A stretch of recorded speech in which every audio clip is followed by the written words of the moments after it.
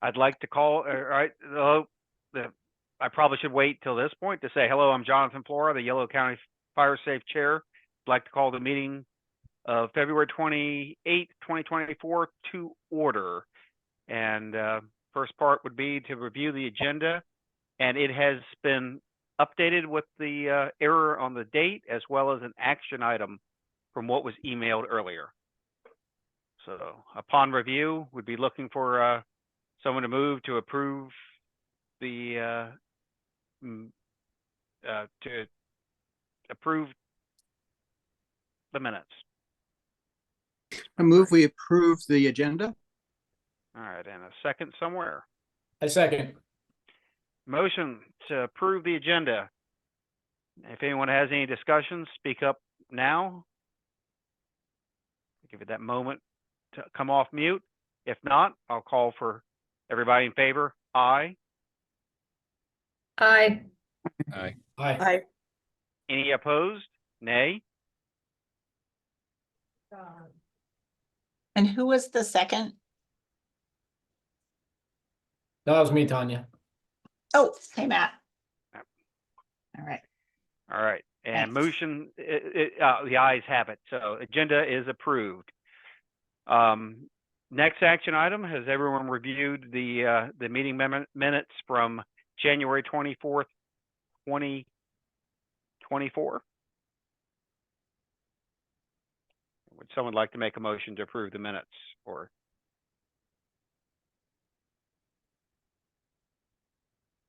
I'll do that too. Move to approve the minutes. It's Don Palm. okay. And we discussed before, and I guess the meeting did occur in 2024, not the 2014 that was in the PDF. So a second? Second, Bill Biasi. Yep. All right. So we have a motion to approve the minutes as corrected with the date. All in favor? Aye. Aye. Aye. Any opposed? Nay. All right. Hearing none. Meeting agenda and minutes are approved. Move on to member announcements. I'll let Tanya start off if you have any.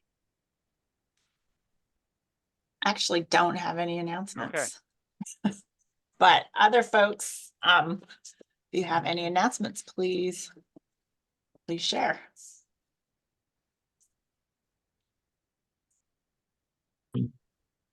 There's a plant sale on March 23rd out at Barris Brewing that has got a fire safe council and wildfire prevention focus. They're coming up. What are the hours on those? It's 12 to 4, I believe. Everyone's doing it. Do the plants sell out quickly? Should you get there at They do. They tend to sell out 11:55? quickly. We sell them at a good price. I think Putah Creek Council will have plants. Morning Sun will be out there, as well as the Sloan University will bring plants. And Yolo is definitely a partner on this because we've swum across the creek and come on the other side with our plants and set them up at the brewery. So they're allowing us to do this. And Yeah. I'm sorry, I missed where that was. Barris Brewing Company in Winters? in Winters.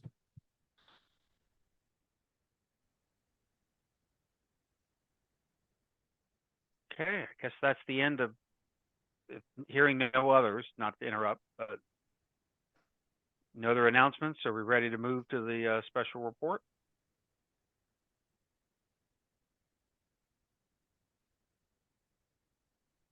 Yes. So Nicole, are you giving the report? Hey, yes, Nicole Hudnett here with the emergency response team at T-Mobile. Okay, do you need to share your screen? Yeah, let me go ahead and share that if I could. You should be able to, yes. Excellent. All right. Well, thank you so much for having us part of your council here. Let's see if I can get this working right for you. My name is Nicole Hudnett, and I'm with the T-Mobile Emergency Response Team, and really just wanted to give you, a quick update on tools and resources and support that's out there for your cities, counties, and public safety during major incidences, whether that is, the natural disasters, unfortunately, the man-made types of disasters, and then also planning for those major events, because communications is always critical component of planning for major events. So, with that said, know that T-Mobile does have an emergency response team that is 24/7, 365, stood up and ready to support public safety. We also have community support teams, which I'll talk about too, that can come out and support your community when I've you got have it on my phone. Oh, you listened to it already.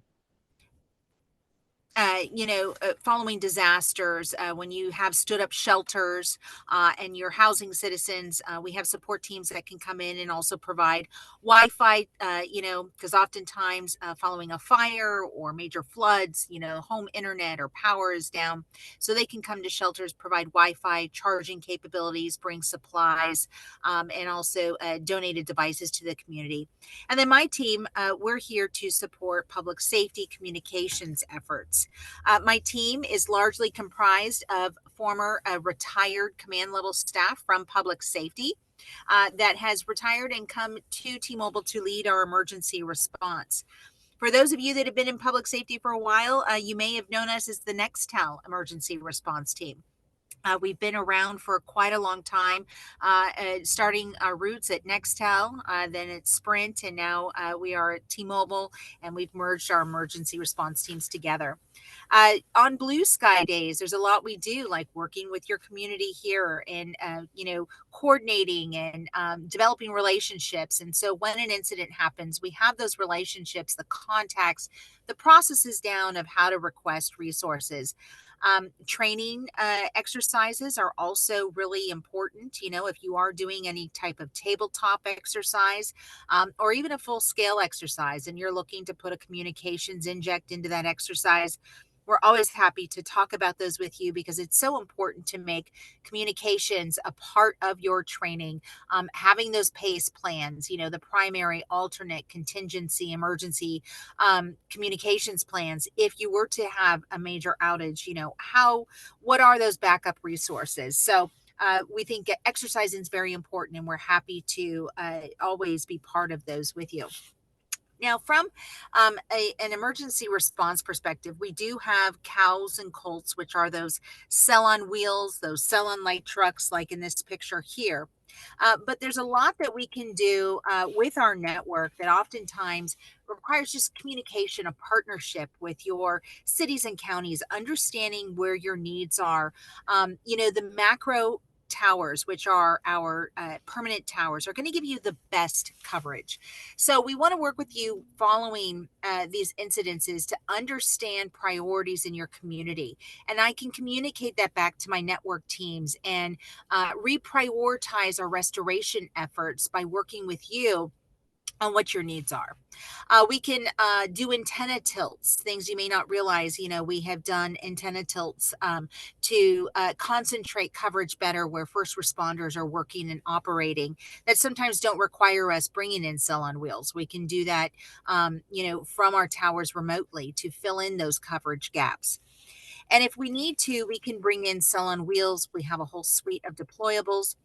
They are always within 12 hours of every major U.S. city, but Woodland, there, right in your backyard, is one of our major staging locations where we have equipment housed 24/7. So we are very close. We're much less than a 12-hour drive to Yolo County. We also, not only do we have a variety of different platforms, but we also have tethered drones that we can bring in at a fire camp or a command post and bring you connectivity there too. We do want to work with your county, your emergency operations centers. As I said, some things that you can request of us not only are we wanting to know where public safety needs are, where command posts are, where hospitals that are taking surges of the patients, but you may have a need. And I'll give you an example. Following the Lahaina wildfires, I was in the Maui County Emergency Operations Center. And in addition to identifying some of those priorities that I just mentioned, it was brought up that there was a neighborhood in Napili that did not evacuate, and ingress and egress was limited to Napili. So if there were to be an emergency, someone had a heart attack or another fire were to break out, the ability for the community to call 911 it was limited because of cell towers being down. And they said, can you prioritize restoration for this neighborhood? So they could at least call 911 if there is an emergency that pops up. And we were able to do that. We went back to our network teams and said, hey, as you're looking at these 8 different cell towers and restoring those, Napili, we'd like to see if we could move that to the top. And there was the ability for us to do that. So think about those types of things that you can request your carriers to prioritize not only your public safety needs, but your community needs. And then, as I mentioned, while we're working with you for public safety, I do have community support teams that can come in to your shelters and provide some relief for the community. It seems like today everything relies on the internet. I've run into citizens who have said, I'm trying to upload pictures for my insurance claim. They require it, to be uploaded, and they require me to do a DocuSign. But I have no internet. I've been evacuated, and or fiber to their neighborhood's been burned, and there's no way for them to upload that. So our community support teams can come into your shelters, provide some public Wi-Fi. Maybe you've set up a pod where they can set up some charging stations as well, so people can not only charge their phones, but maybe their CPAP machine or their medical equipment. So we have a lot of different ways that we can support you and your entire community. Do want to make sure that you have our hotline so you know how to engage us or request that assistance. That 24/7 hotline. Now, if you have an exercise or you're planning for the county fair next month, you'll get a call back from our team within 24 hours. But if it is something that's urgent, if there's an immediate need, you will get a call back from our team right away. So do you have any questions or? Yeah, I do actually. This is Ken Britton in the West Winters Fire Safe Council, live on Positas Road. And I wonder if you know of existing gaps in your coverage. You have very good coverage maps. I can get those online. And whether when a fire is moving towards one of those holes, whether you can preemptively move coverage into that area to help first responders and residents have connectivity when it's important, not only after the fire has moved through, but also in advance of it, and evacuation decisions are being made and information is important. And some people have sketch coverage, and if you brought in some coverage there, it could help both the residents before the fire and the first responders around that moment of critical importance. So do you do anything like that preemptively into holes in coverage as the fire is moving in? So Ken, that's a great question. I would say that yes, that comes, with our coordination with your emergency operations center, with you having our contacts so that we're aware of when there are those gaps and there is a need. As long as it's safe to do so, we can certainly work with you on doing some of that for sure. Hurricanes are a little bit easier than fires. There's kind of forewarning, and we're able to pre-stage. Sometimes fires break out a little bit quicker, but with enough planning and coordination with you, we're certainly open to that. Yes. But you don't by default do that, so we would have to call you. That's really the essential question there. Well, yeah, I mean, we would need to know that there is, that particular community has a need, and we would need some coordination with you for sure, to know that you do have a need in that area. That area, is safe to enter into for us, to be able to provide that coverage, preemptively. Great. Excellent. Thank you. Sure. Looks like Kate has a question and then I do. And Nicole, thanks for the presentation. My name's Kate Laddish. I'm with the Yolo County In-Home Supportive Services Advisory Committee. And I have a few questions. The first one's basic is, would somebody need to have T-Mobile service in order to benefit from what your team does? Great question, Kate. So, yes, we, our towers are T-Mobile, our SAC Colts are T-Mobile. So when each of the providers come in and put that on air, you do need devices from that provider. That's something that if we are coming into an area and there's a need from public safety, we have provided devices to public safety that didn't have us. We've done that a number of incidences where, we put up a tower, someone said, oh, great, T-Mobile's here. We had a fire department, a police department, or an organization that needed some temporary devices, and we can coordinate that. Now, when it comes to 911, we have put up our tower because from a 911 perspective, users can at least call 911 regardless of the provider. Okay, great, thanks.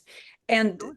And then kind of from there, so if the basically if the assistance is provider is specific to the providers, would there have to be towers, kind of mobile towers, brought in by all the different providers in order to maintain cell coverage in an area? Yes. Yeah. So if you are with a different provider and that is, their coverage is down and they don't have a deployable in, and you don't want to use, if we're there and you don't want to use one of our devices, then yes, we would need them to come in as well. And I will say, when it comes to these types of incidences, we do partner with many of our fellow competitors, and oftentimes we are there together. Okay, great. And then kind of the final question is, well, actually, I guess it's twofold. One is how is it that you are brought in? Is it when an Office of Emergency Services reaches out to you? So that's a great question again. Yes, oftentimes it is, when our sites are affected, we will come in, or at the request of the EOCs, or even a public safety public safety entity if they have requested the support. So definitely a few different mechanisms, I would say, our network being impacted, and or an EOC or public safety entity making that request. Okay, great. I think I kind of all my different piecemeal questions kind of boiled down to, I was just trying to think of what the framework is of kind of your presentation and the opportunities, if it's the sort of thing where say the county was going to have to be in the position of choosing a cellular emergency response team, or if there are, if basically the cavalry comes in from all the different areas. I will tell you, oftentimes the cavalry does come in from all of us. And then, we've worked with several different counties and each one works a little bit differently. But oftentimes our approach is, as carriers, we're kind of all working together. And rather than everyone going to the same place, we might divide and conquer to be able to tend to all the needs. Okay, great. Thanks, Nicole. Sure. And I have a question. I'm Tanya, coordinating the Fire Safe Council, back to what Ken was talking about, anticipating needing coverage as a fire is moving in. Does can a citizen make that request? Like, could Ken say, wow, there's a fire bearing down the valley, we want to have services, and call you? Or does that have to be an OES or official request?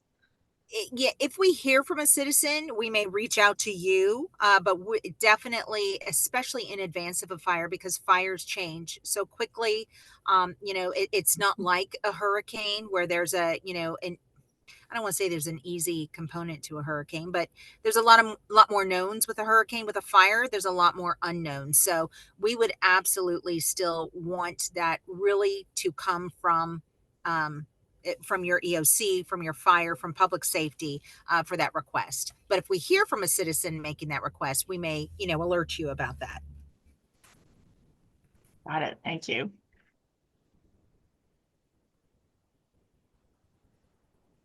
Does anyone else have any questions for Nicole?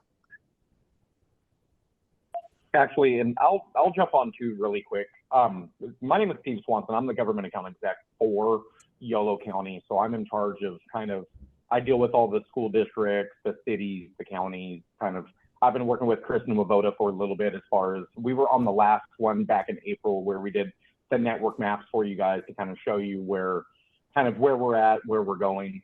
I'll share my information with you guys as well too. If there's any information that you guys want from me or my team, we're definitely here to help and help support however we can. The biggest reason why I wanted to get Nicole on here is just so that way we can show that if something happens, we're definitely here to support. If you guys have service with us, it's great. Even if you don't have service with us, we're still here to help. Nicole and her team can come out. And like she said too, even if you don't have service with us, if we're the first on the scene, we're going to make sure you guys have devices so that you guys can actually make whatever communications that you guys need as well. So yeah, feel free to reach out to any of us. We're definitely here to help. We want to help support you guys as much as we can.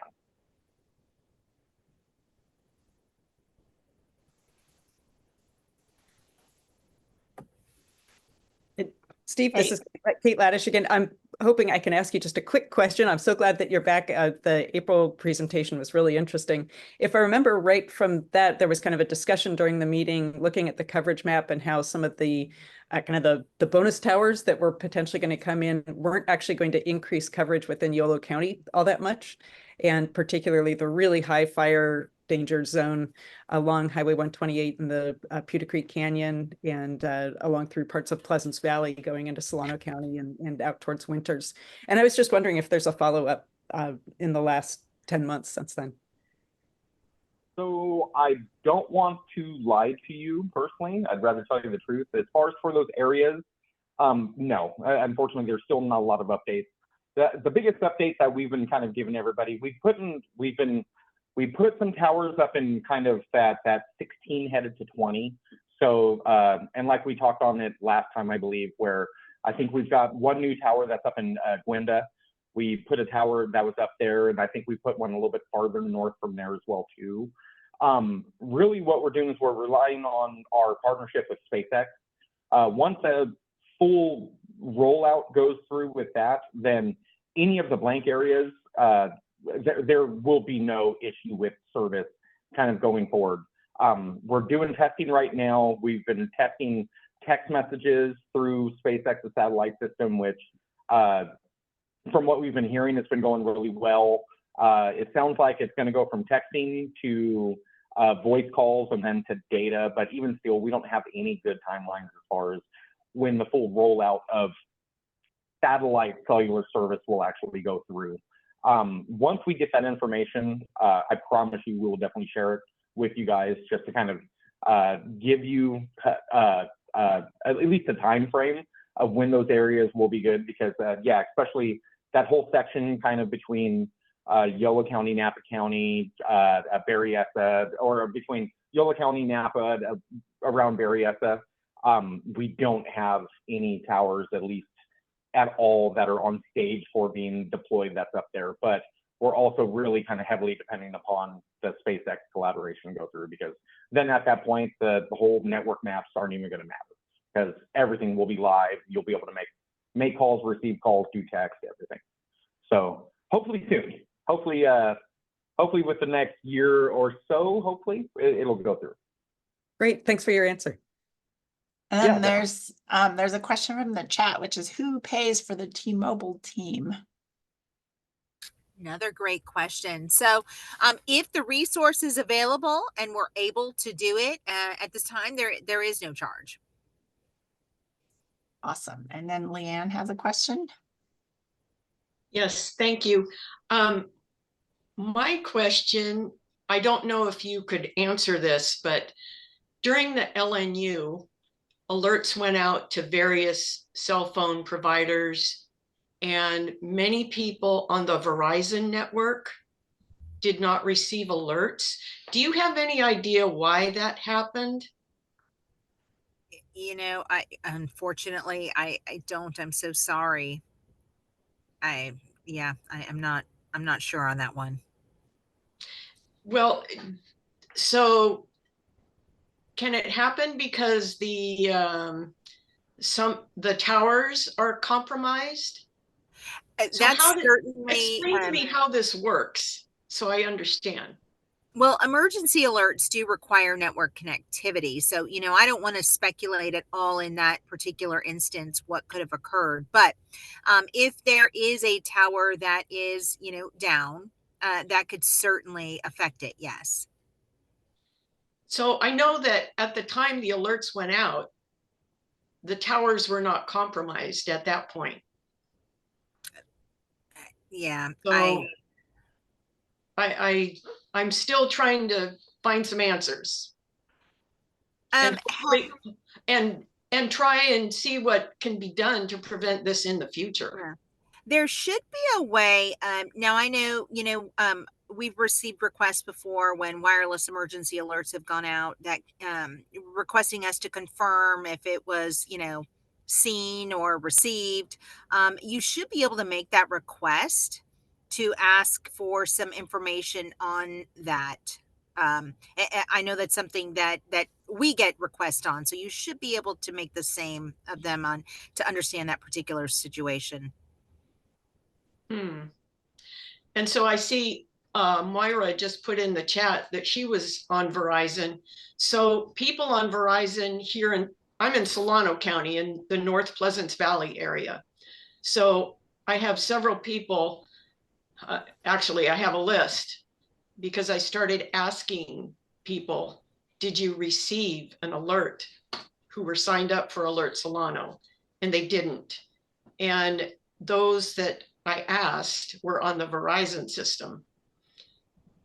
So I guess this is, I like your idea that when the provider receives an alert, there's a confirmation. And that's a good way to check up on all of it. In the case of emergencies, there almost has to be more than one confirmation. Yeah, and you know, it might not be a bad idea for one of the next meetings to have you know, I don't want to um go into details of exactly how we alerts, because to be honest, that's not my field of expertise. So it might be a great idea to have someone from the carrier side that manages WIA. And if you want T-Mobile, we can certainly, Steve and I can work to identify that person to just give an overview on like how WIA works from an engineering perspective. And then for the LNU fire, I would certainly encourage you to reach out to Verizon for just some more situational awareness on that. Okay. Yeah, I was going to suggest that too, Leah, to reach out to them. And I know you've worked with Solano OES as well. Thank you. And Leanne, I'll just toss in also that there might be there are a couple different types of alerts. And so WIA that Nicole was referring to, the wireless emergency alert, that's you don't have to opt in. That's based on just where the location of your cell phone. And but then there's also the Alert Solano is an opt-in mass notification system. Right. And so they work differently. And so I figured I'd just give you that. So you can, yes. So that could be right there. I mean, it could be if it was the opt-in, it could be just by coincidence, those that didn't opt in happen to be Verizon users that you spoke to, unless you're referring to WIA. That I can't answer that. But I do know that most of the people that I spoke with were Alert Solano, had signed up for, and were on the Verizon system, who didn't get alerted. And I want to add, since we're on this alert topic, I want to add that PG&E, when they sent out outage alerts that night of the LNU, it actually saved some people's lives. So I think that was an important component. Okay, complicated situation. Yeah. So if there's no more questions for Nicole, it'd be good to move on to our regular reports. Thank you, Nicole. Yeah, thank you so much. It's a hot topic for sure. Thank you, Nicole. Happy to be here. And Thank you. Let us know how we can support you. Yeah, thank you, Stephen, for being here and working in the county as well. Not a problem. Anything that you guys need from us, let us know. Great, thank you. So we're ready to move on to our regular reports, which are chock full of stuff. Before we do anything, I'd like to welcome our new battalion chief from Battalion 1419 in Brooks. Trevin Close he's going to give a little CAL FIRE update or report for conditions in that area and just do a brief introduction of himself. So we're really super glad that you're here, even though you're not actually in Yolo County at the moment. So yeah, please.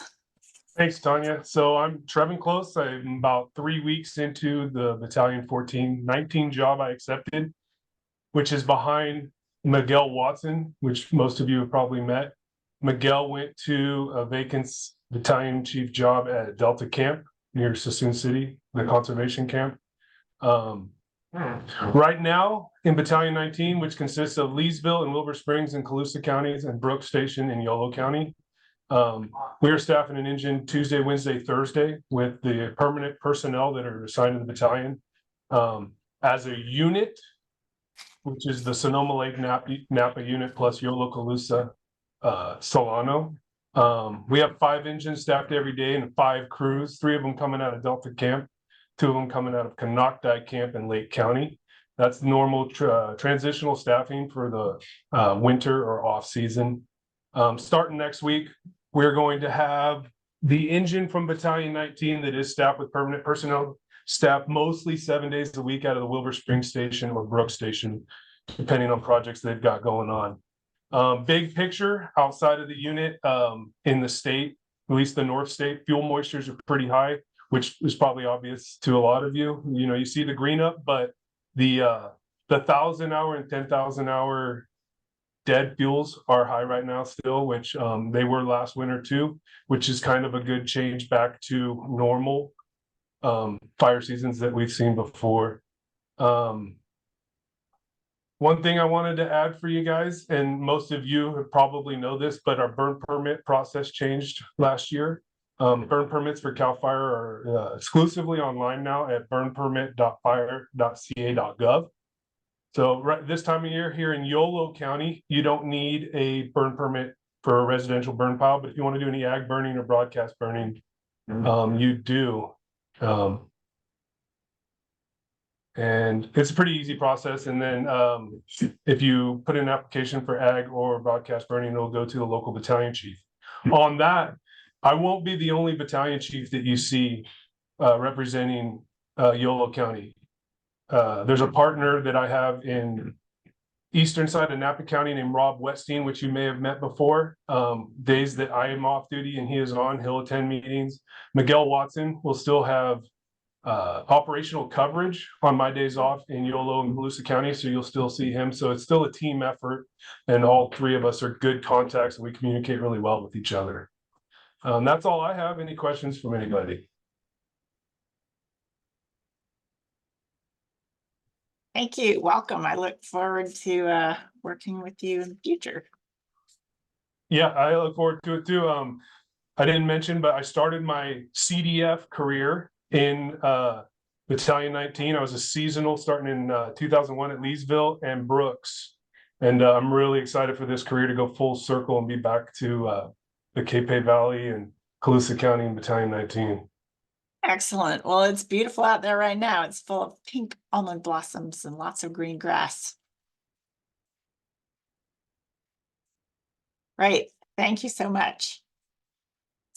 So, as the person in charge of the reports, the next report out we have is Yolo County Office of Emergency Services, and Christopher Estrada is here for YCOES. So I have two updates from our end. The first one includes a program that we're actually currently developing on. We're still in the works with the name, so it either might be called Neighborhood Ready or Yolo Ready. But essentially what this program focuses on is to be able to help neighbors within a specific neighborhood be better prepared for more localized emergencies while they wait for first responders to be able to arrive on the scene. And what that includes is for them to be able to establish their own household emergency kit, be better acquainted with their neighbors to see what assets or hazards might be in the neighborhood that they live in, and as well as to create specific steps that they'll be able to follow while we wait for those first responders to arrive on scene. So we're still in the works with that. As we start developing a little bit more, we're going to start rolling out the information and be sharing it with our community so that they could utilize that and be able to implement that into their own neighborhood. And the second one would be our EOP public comment period will be closing up in a couple of days, I believe on Friday. So if anyone has had a chance to be able to review our emergency operations plan and would like to provide us with any comments or any feedback or concerns as well, please feel free to provide us with that information. And our email address is oes@yolocounty.org. And other than that, that's close of my report. Thank you. Thank you, Chris. Now we're going to move on to RCD staff. And Heather is going to tell us about our recently released, which you guys all should have received a copy of, requests for qualifications to get some contractors to get some work done on the ground with our early action funding. Well, that's basically the report. We have all been, looking at this and figuring out a way to get it going, and really appreciate the support of the Fire Safe Council. So we're going to call it, slightly belated action funding. No, I'm just kidding. But so the RFQ, request for qualifications, is we've sent it out.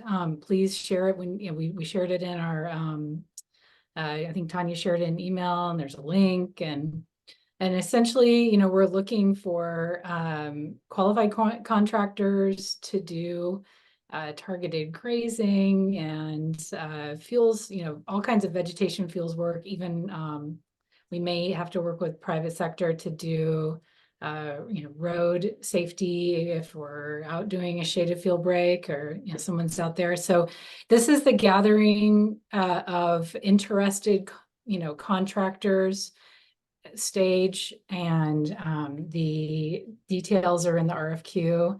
They've got about 6 weeks to get back to us, but all the dates are in yellow, so folks can stay on track. But it will be, the idea of that is that we'll be taking ongoing interest in qualified contractors as we're moving through the next couple of years. Our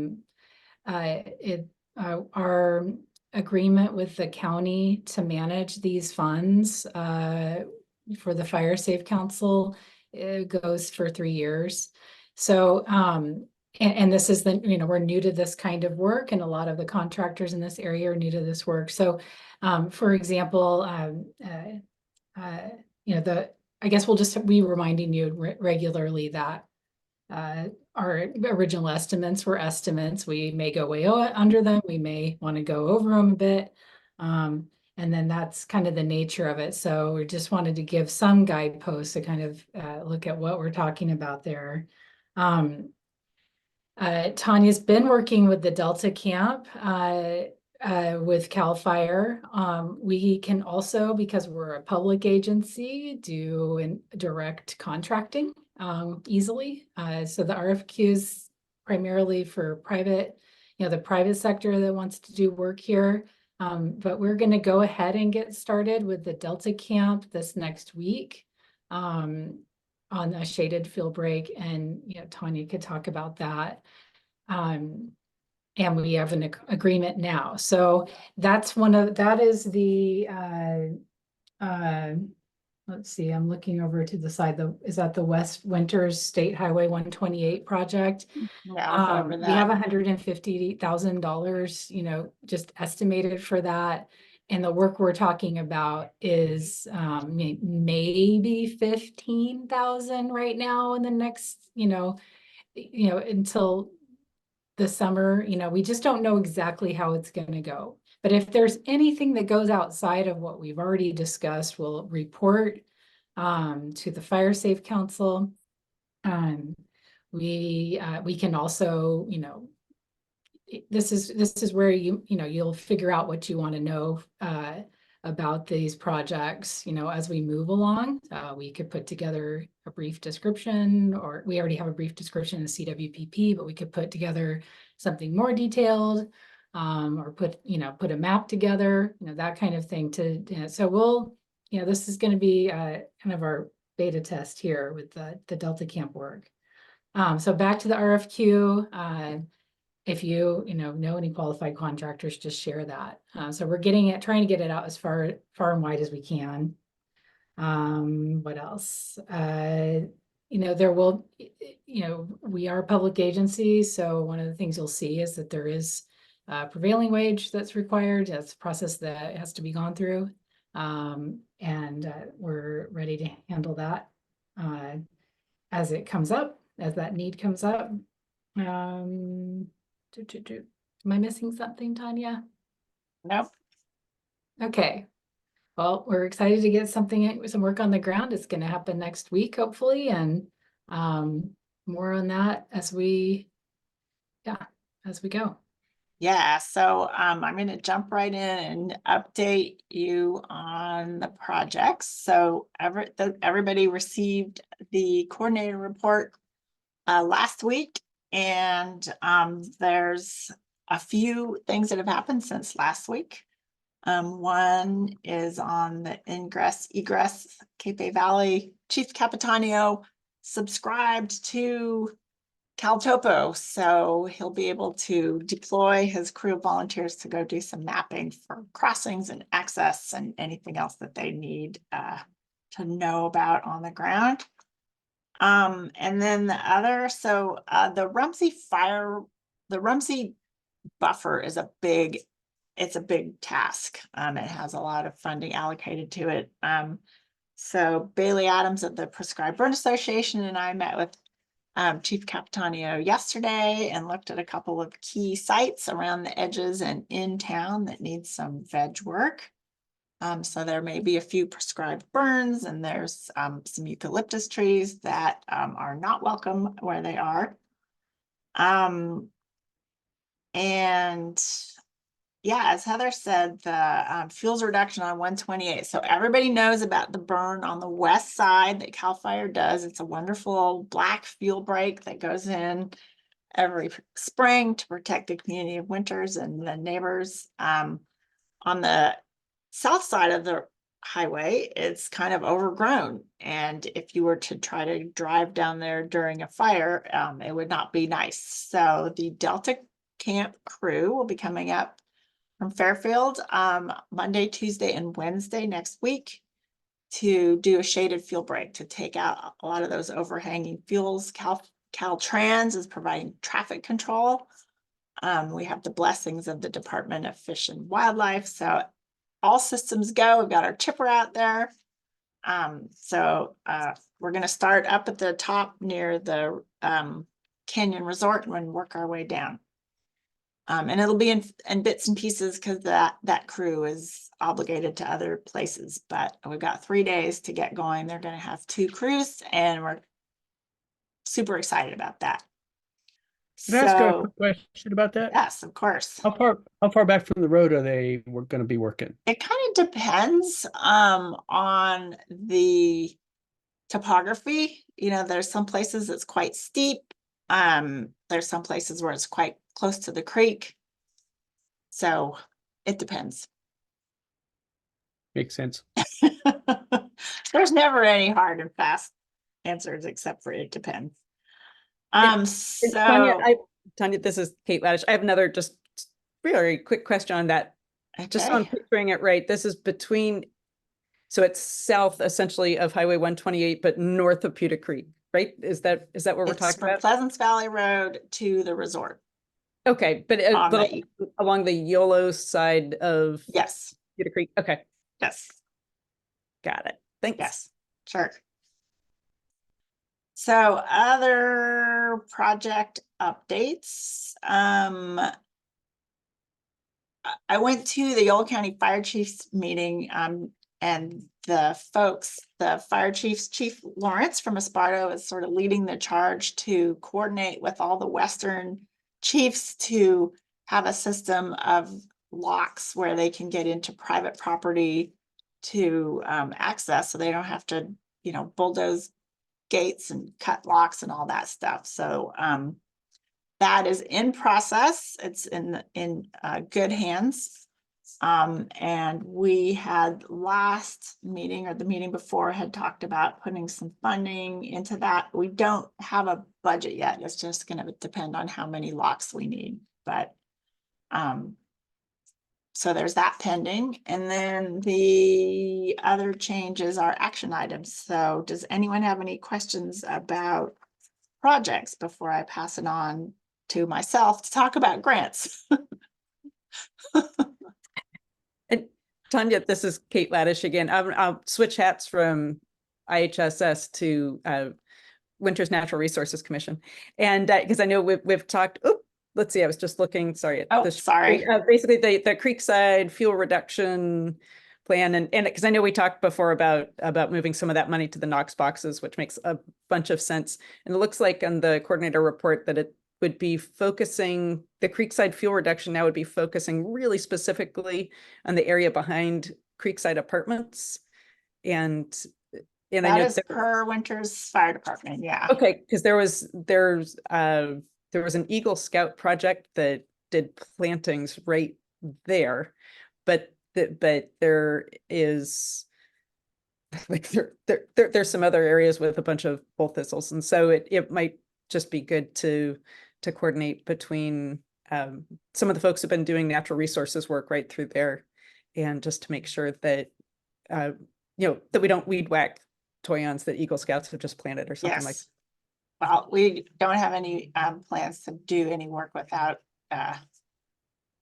we're not just going to go in and do stuff. So yeah, we'll plan together. So I just looked at the time and it is 10 to 5. So dang, I'm going to really quick just tell you about 4 grants. So we turned in an application with the tribe to do some weed work and restoration up in the Brooks area. So there's a little bit of fire safety there. And then we also applied for a California Association of Resource Conservation District block grant for Oak Woodland Health, which would be awesome. So folks out in the Western Hills who've been burned over once or twice can improve the health of their oak woodlands if awarded. And then we have a project that we worked with Catholic Charities on, the coalitions and collaborations. So we did a whole community outreach grant proposal to work with, to communicate with more folks than the group that we currently do. And finally, the California Fire Safe Council has a county coordinator grant open to folks like me, who are the original group of county coordinators. And also Sherry Gardner, who's on this call from Napa Firewise, to continue to coordinate the Fire Safe Council and do outreach. So those are the 4 grants that we have applied for or will be applying to. So we're keeping busy. And also Tracy pointed out that back to projects, the Rumsey Buffer project is also creating a Rumsey Firewise community. So they're having a meeting on March 6th to launch the Firewise project, which is next week. No shortage of things going on. So I'm going to turn it over really quick to Allie to do a quick outreach update. A quick PBA update before that. I heard And from that- Bailey, and Tanya kind of already mentioned it. They did a couple of site visits up in the Cape Valley for potential burn sites. So we're still working through some of the planning for that, but hopefully hopefully soon we'll have some updates on trainings and upcoming burns for anyone who wants to participate in the Prescribed Burn Association can join, and I'll be sure to share any of that information with our Fire Safe Council, and if you're on our mailing list and all that, you'll get information. As for program updates, pretty quick update, it's much of the same. We haven't had a chipper day yet for 2024. The weather's just been a little too nasty for us to coordinate anything. And we also only have four properties signed up for for any chipping. So I'm sure there's plenty of debris hanging out from these storms and wind and all of that. So if you could share that information with any of your neighbors or in your communities about that funding, it's still going. Same with the address sign program, still available. So that's it. That's my short update. Excellent, thank you. Chris, do you have any updates from across the creek? Yeah, just a couple since we're running long.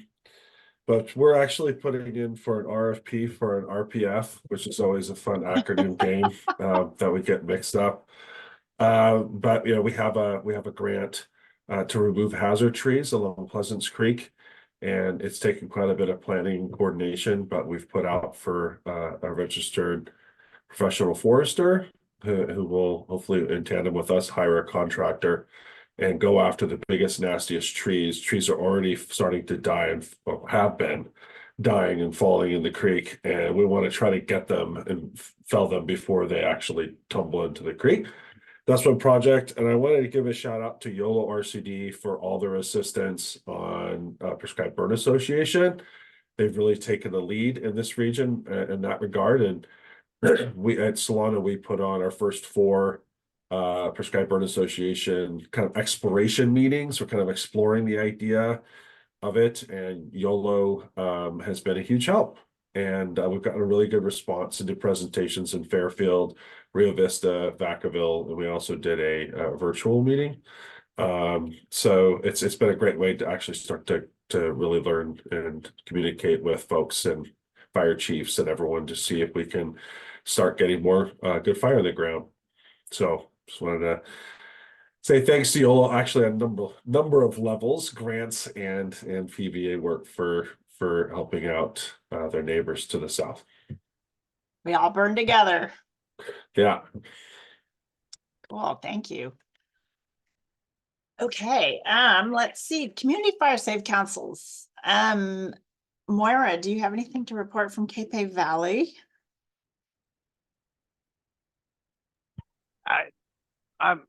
This is Or Jonathan Flora. I'll make the report. Okay. So in regard to the Firewise community meeting that we're having, it's not just, well, the meeting's at the Rumsey Hall. It is the Cape Valley Fire District, roughly Road 668 and north, encompassing, well, the Cape Valley Fire District, but encompassing Gwenda and all the farmlands or rural area in between up through Rumsey. And in addition to that, the Severa team met in January and planning towards the for the people we've identified and have been doing some defensible space work, who and how and sort of when, pending dry down. But we're sort of gaming that out, and that's about all from Severa and Cape Valley. Great, thank you so much.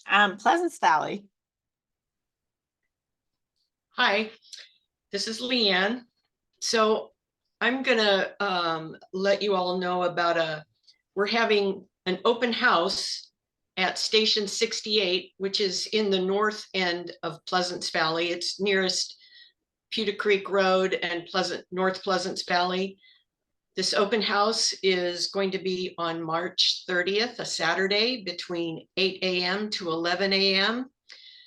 to try and help promote some healing and goodwill in our northern Pleasance Valley community, and introduce our new battalion chief, who is also a resident, and to let people know about all the volunteers. and hopefully recruit more volunteers. And of course, we'll also try and promote fire resilience in our neighborhoods. Excellent, thank you. Wes Winters. Sorry. Can you repeat the time of that open house, please? Yes, it's 8 a.m. to 11 a.m. on March 30th, which Correct. is a Saturday. Awesome. Thank Thank you. you. Okay, moving right along. I'm Wes Winters. Hi, my name is Kira. So just a quick update. Last time I did report on one of the biggest projects that we've been working on. We call it the QR code sign. So this is a grant that we submitted along with the Winters Fire Department that would allow us to put up 3 or 4 signs with a very large QR code that would direct the first responders to a map. And on the map, we can have it include whatever information we want. We're thinking about like places of refuge and water locations, things along those lines, also evacuation routes.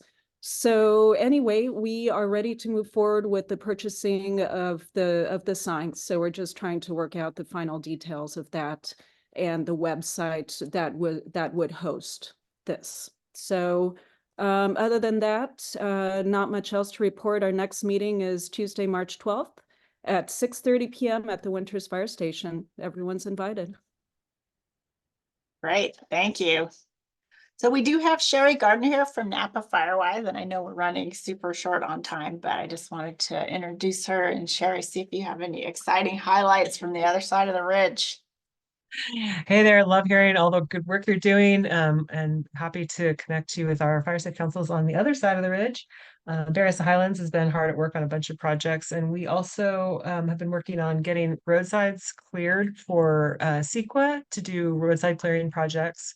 Wherever we're able, we'll go beyond the right-of-way for safer egress and travel along the roads. And that includes 128 all the way to the county line. And we are also working on getting our fire safe councils recognized by Firewise USA as Firewise communities. So if you want to commiserate or share information, we're happy to tell you how it's going for us and give you any pointers we can. And that's it. And then I'll just put in the chat, we have a fire resources fair coming up that we're hosting with the Napa Valley Vintners and Napa Valley Grape Growers and Cal Fire / Napa County Fire. And that's March 16th at the Expo in downtown Napa. If you want to come on over, and it should be great. It's family friendly, lots of cool new technologies and resources, information for all, and goats and sheep. So come on love it. Cool, thank you so much. Okay, now we have our action item, and I'm going to turn that back over to Allie. All right, so I think a lot of folks here have been anticipating the highway fire awareness signs. We've been chatting about them for too long, probably now. And at one of our last meetings, I put up an example or a design that we had, and it featured a bunch of icons of different possible ignition sources for wildfire. And I sent that out to our fire safe councils to get some feedback on what they liked and disliked. And a lot of the feedback internally at the RCD and from folks that were looking at the signs was that it might be a little too busy. And so we thought we could compromise, and I will just share my screen to show you the sign design. It probably looks a little familiar. So hopefully you're seeing the sign design. So big bold lettering, use caution, avoid sparks, visit our website, and then our logos.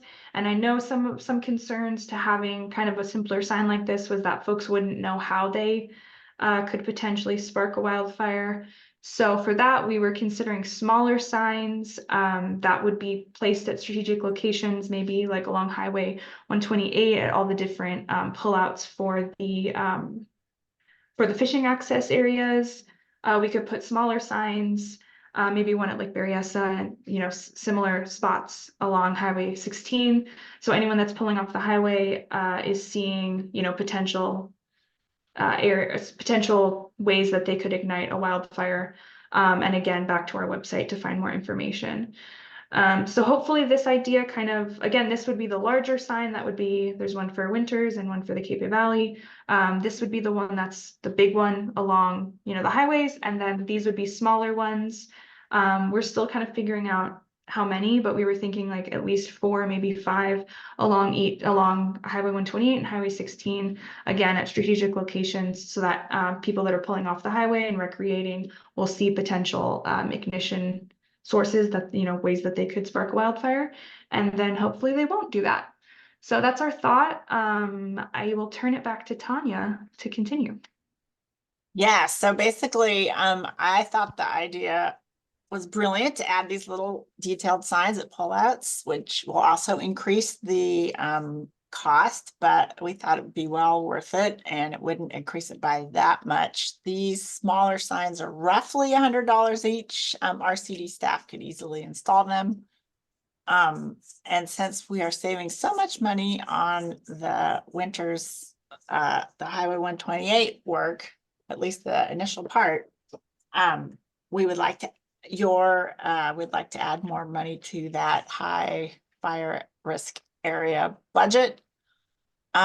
We do also will need someone to install the big signs. We don't have the awesome carpentry skills needed to do that.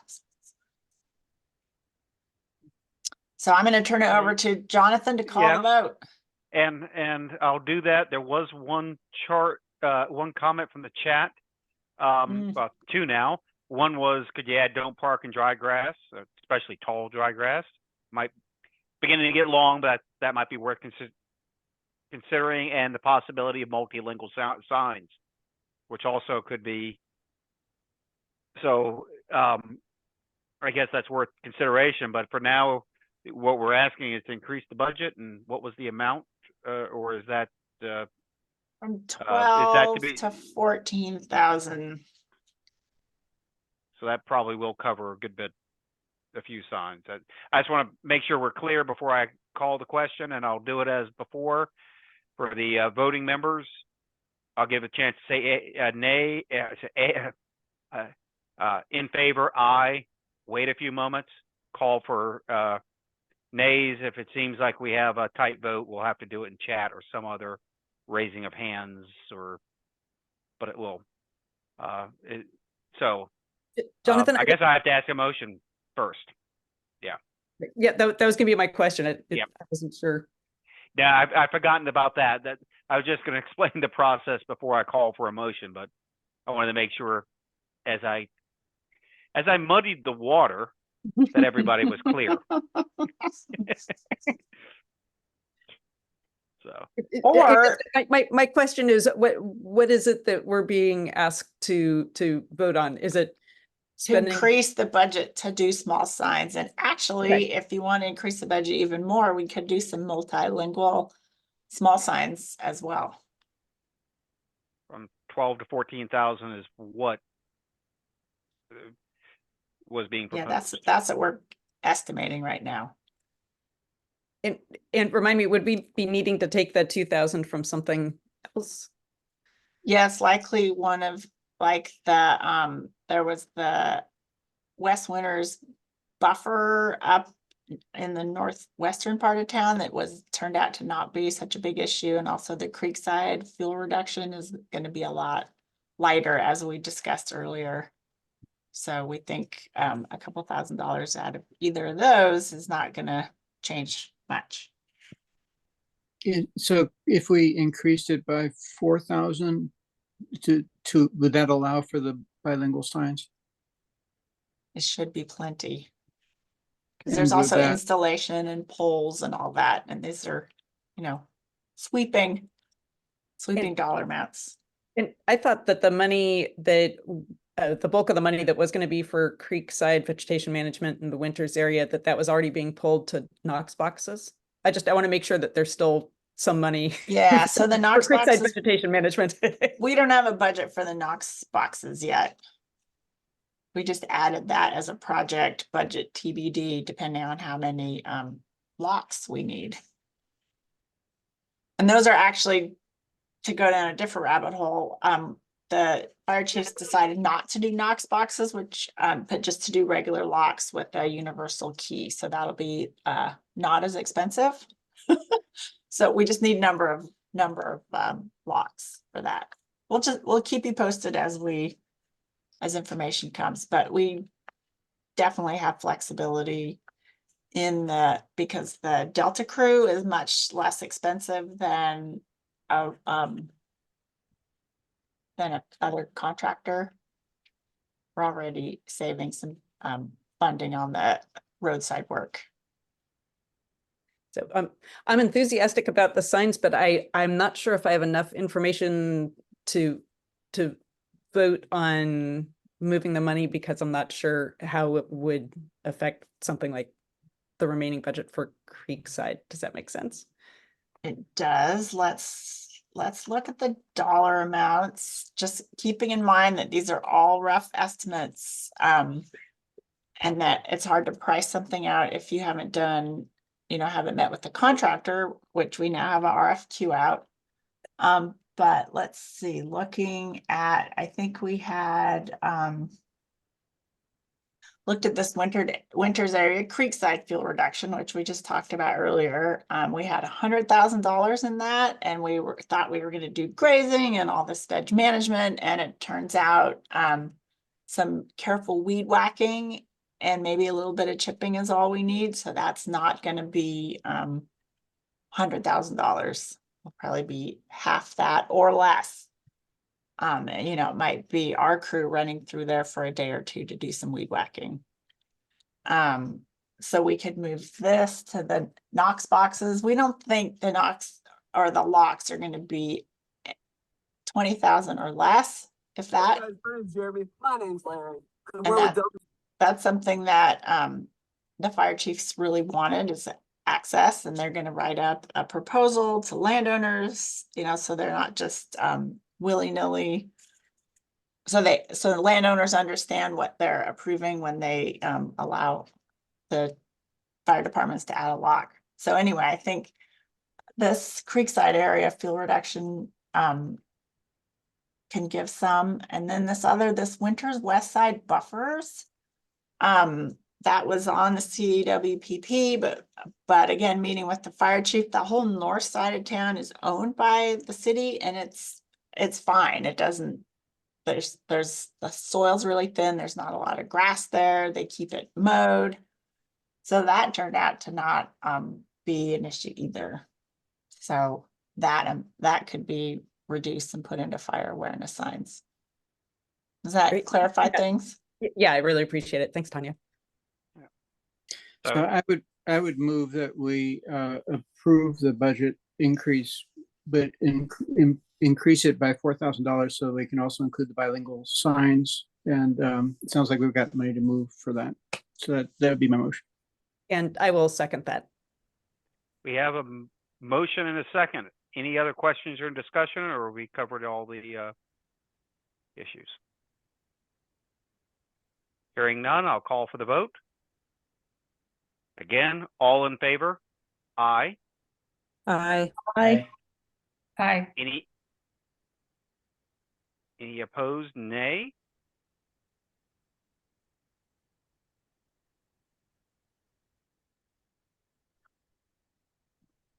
It wasn't a resounding vote, but it does sound like that is no opposed. So by consensus, motion carries. Excellent. Thank you. So I guess the last question is, do we want to meet next month? It'll be more of the same updates. I would say yes. Preparation time for fire season. Yeah, I would agree that we need to meet again next month. Okay. That'd be Wednesday, March 27th.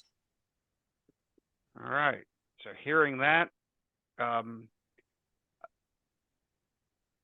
that's right. We do need a vote to adjourn. we've set the next meeting and vote, we need a motion to adjourn. I should write these things down. So. Yeah, if you're looking for a motion to adjourn, I'd happy to. We'll take that. And I'll call the question. All in favor? Aye. Aye. Aye. All right. We're adjourned. Thank you. Thanks everybody's patience for sticking